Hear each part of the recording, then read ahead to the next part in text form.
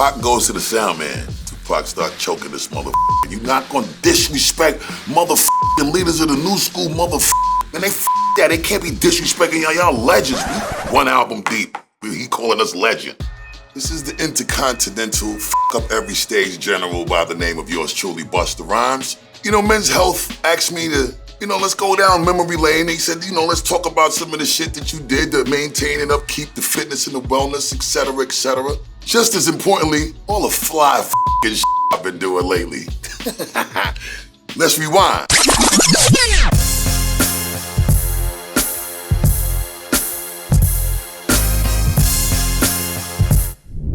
The energy was interesting when we performed together as a group because a lot of the times, even though we was respectfully competing, we had a lot of conflicting energy with each other. We actually did shows where we would fight right before the show. And then 5 minutes later, we have to go on stage. So we would be on stage acting like the best of friends, but then we would get off the stage and get back to trying to beat each other's ass. That usually was happening with me and Charlie Brown. That wasn't really happening with Dinko. So me and C. Brown was getting into it because he felt like he was the founder of the group. And number two, I think he always wanted to make sure that he outshined everybody, especially being the founder of the group. I have the same mentality. I'm a competitive motherfucker. I want to secure the win all the time. And I'm gonna go to the end of the earth to do that. When I was younger, I was probably a lot more irrational about the way I would approach being competitive. Because if you said f me, it was f you. I don't care if we're friends. But now, since Leaders of the New School, that mentality has never changed. It just evolved. At the end of the day, I love these dudes. They my brothers. Me and the incredible D'Angelo. I remember this picture at this time, and I think we was in Battery Studio. And the first time I met D'Angelo, Ali Shaheed and Q-Tip introduced me to him at a Tribe Called Quest studio session. And I used to always be in the Tribe sessions at Battery Studios because a lot of the times, and particularly during these times, I was going through my differences with Leaders of the New School. And whenever I felt like I wasn't wanted from them, Tribe always made me feel like I was wanted over there. And that's how I ended up on so many records with Tribe, because I was always in their studio. And then, if there was ever a time where Q-Tip would be like, nah, because we working with a D'Angelo tonight, I'd be like, man, all right, let me go down the block and talk to Fife. Hey, Fife, I'm coming to the studio with you. But I ain't telling them that Q-Tip told me that I couldn't come. So it's almost like some shit like with you and your parents and shit, right? Same shit with Q-Tip and Fife. I used to play them games with them. Then when that shit stopped working with them, I clinged on to Jerobi, motherfucker. I'll be like, yo, Jerobi, you motherfucker, you going to the studio tonight? With you, homeboy, I'm pulling up with you. So that was how I always got in the Tribe sessions, and I was always able to meet other incredible artists because, Q-Tip and Ali Shaheed being producers, they was constantly working with other artists. And then their record label was in the same building, Jive Records. So it was just constant action there. It ended up being magical for me because while I was just trying to figure out a way to feed my baby, these collaborations was making me hotter in the marketplace. And it was super easy. And then I would do that shit 3-4 times in 3-4 different studio sessions. And I tell my manager, charge this one $7,500, charge this one $10,000, charge that one $15,000. Maybe this one could get me a $20,000 for this one. So in 1 week, I was sitting on $15,000, $20,000, $30,000 sometimes. On a good week, it'd be $50,000, $60,000, and I didn't have to split that shit with nobody in the group. And I was still living in my mom's crib. I think it's safe to say I might have pioneered the feature. Yeah, me and Martha Stewart, I love Martha Stewart. She need to let me take her on a date. Did I? That's why I'm saying what I'm saying. Hey, yo, Martha, I'm grown now. See, back in this MTV picture, I was young, but I'm grown now. I give you the business.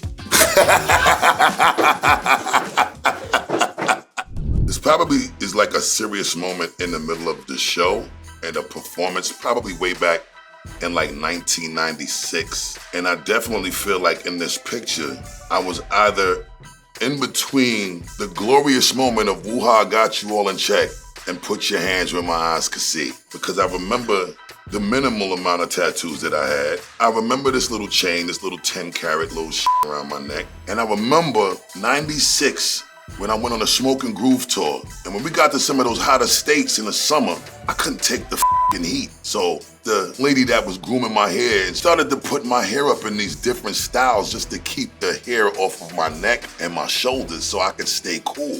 So it really just started off as a mechanism for me to just try to just get a breeze. And then the different styles that she started to create, it just complemented my animation and my performance and my high energy and ability that I've been blessed to have with being able to perform and, just being exuberant, and the hair definitely added to that.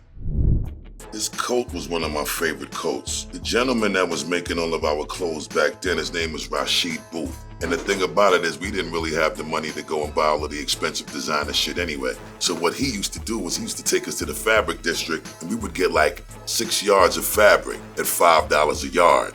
So we could custom a whole fit for $30. The Spanish brother that's on the side of me, he was another known MC, and his name was Power Rule. And I have not seen him since these days. So this picture right here is bringing those memories back, and this is f***ing me up, because you need to tell me where the hell you got this picture from. This is crazy.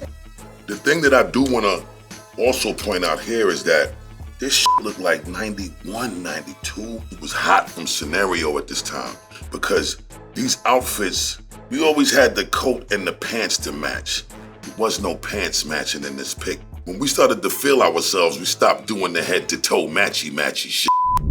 I must say that the whole Switzerland thing and not really ever having a problem with people, a lot of that has to do with I'm a giver of what I want to receive in return. I love to express my affection for my peers, for people that inspire me, for people that made me feel like whatever they was doing was making me a fan of them, and it was also making me greater. Tupac in this picture and Tretch in this picture, from Naughty by Nature, they was like my brothers at the time, and still my brothers. I mean, Pac ain't here, but he's still my brother. Tretch is still my brother. I'm gonna give you an interesting story about Tretch. We was in this club called A Building. They also called it Powerhouse. We didn't put the first leaders of the New School record out yet, so I would say this was like 89, 90. Jessica Rosenbaum and Amanda Shear Demi. So them two kind of had a lot to do with the exposure that Leaders of the New School got, and a lot of artists, because they was running the club scene from the Lower East Side to like Chelsea. I'm in the club Powerhouse one time, and we was tearing that shit down probably like the 4th or the 5th time. Tretch comes up to me, he's like, yo, what's up, Bus?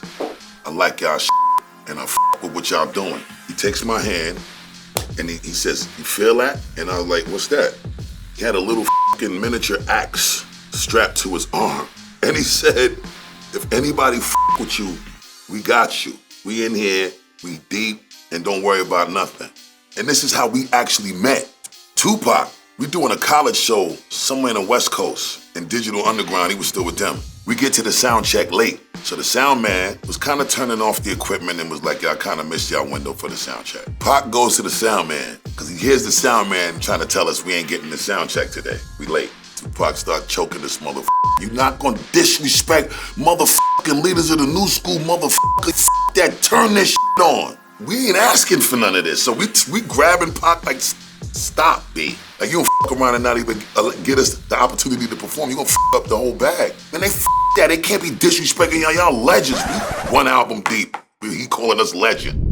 This was when Platinum Jewelry was super cool. Jacob the Jeweler sent me this. He sold me this chain and the 2 pinky rings. I think I stay in better shape now because I was in horrible shape in 2018 and 19. I've never been as heavy as I was in my life until that time. So I was about 340 pounds. And then I was having all kind of ailments happening. Like blood pressure was becoming serious. And I ain't like the way I was sounding when I would just sit in the back seat and my driver was driving me around and I was just breathing. So I ain't want to go through that no more. I think the ass beating that it took for like 2 years to get that weight off is why I do everything that I can to keep it off. Now, there's on seasons and off seasons for me. At my best shape, I was probably like 240, 245. Right now, I'm 255. So I will stay within the 10 to 15 pound range of what my best shape is. And based on what my trainer feels I need to do to look how I want to look, he'll either create a muscle building diet or a lean out diet.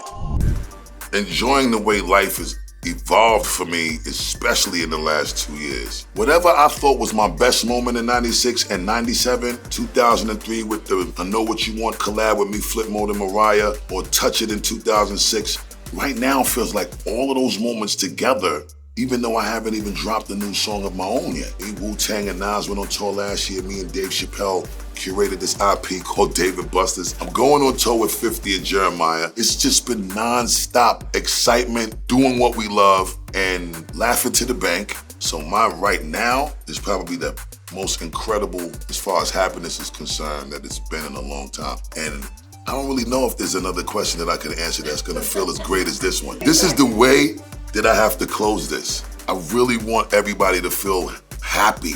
That's the most important thing to the health and the fitness and the wellness. There's no better way to sum this up. I wanna thank y'all for listening again, because as long as they have me, I'm gonna keep talking my shit to you motherfuckers. It's been an honor, a tremendous honor. And the next time y'all see me, I'm gonna have that washing board six-pack and Martha and them to come to kiss on.